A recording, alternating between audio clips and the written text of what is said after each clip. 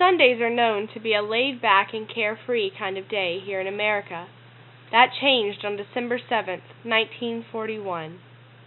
Japan sent fighter-based planes to attack on American soil. What would make Japan react in this manner, many asked. The U.S. had restricted embargo on Japan. However, Japan wanted to continue to spread through Asia and take control. Japan wanted to attack U.S. because of this, and that America had a strong naval powers.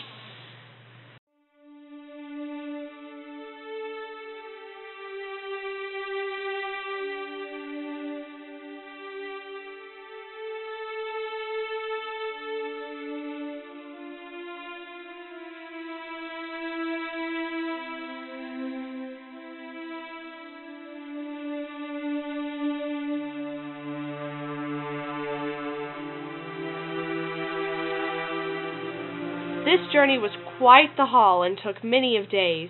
Japan carried 6 aircraft carriers, 9 destroyers, 2 battleships, 2 heavy cruisers, 1 light cruiser, and 3 submachines.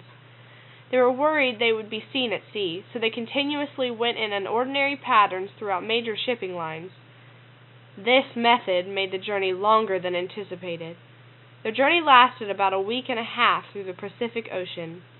At 6 a.m., Japan began sending 183 aircrafts overseas, and at 7:15 the second wave left. At 7:55, the first wave reached American naval base Pearl Harbor. 35 men were having breakfast in the mess hall, not expecting a surprise attack, but were shortly killed after a direct bomb hit. The rest of the base in Hawaii were under attack and at a standstill, completely unprepared. The Japanese knew Sunday morning would be a prime target because America would least expect it that day. Many grabbed guns and started to shoot in the sky, hoping to take down planes during the attack. At 8 o'clock a.m., Japan sent signals back to their base, confirming that the attack had begun and that the surprise was a success. Fighter pilot Mitsuo Fuchida yelled, "Tora! Tora!" meaning tiger, as he began the attack. Huge clouds of smoke filled the air and blackness of the ashes fell from the sky. The sound of explosions shook the surrounding area. The Japanese had set out to take down all aircraft, but on that day they were all out at sea. Instead, they targeted the docked ships instead. They tried to destroy all aircraft in hopes of the U.S. not being able to fight back, later moving on to the airfields and battleships. These battleships were all lined up and made for an easy target to strike against. Airmen tried to shoot down the Japanese planes, but were outnumbered. At 9:45, the attack came to an end, leaving 4 sunken ships, 3 damaged ships, along with destroyed auxiliaries, and 188 aircraft. The death toll was 2,335 servicemen killed, 1,143 wounded, and 63 civilians killed and 35 wounded. Japan suffered few deaths and few aircraft destroyed. The attack was said to have been pre-planned for over a year and highly thought out. Each detail had to be perfect and well played out for the surprise to occur. After the attack, the U.S. was left heartbroken, devastated, and at a loss for words. Monday, December 8th, U.S. and Britain declare war on Japan. President Roosevelt asked Congress to declare war officially, and the U.S. was brought into what was the start of World War II.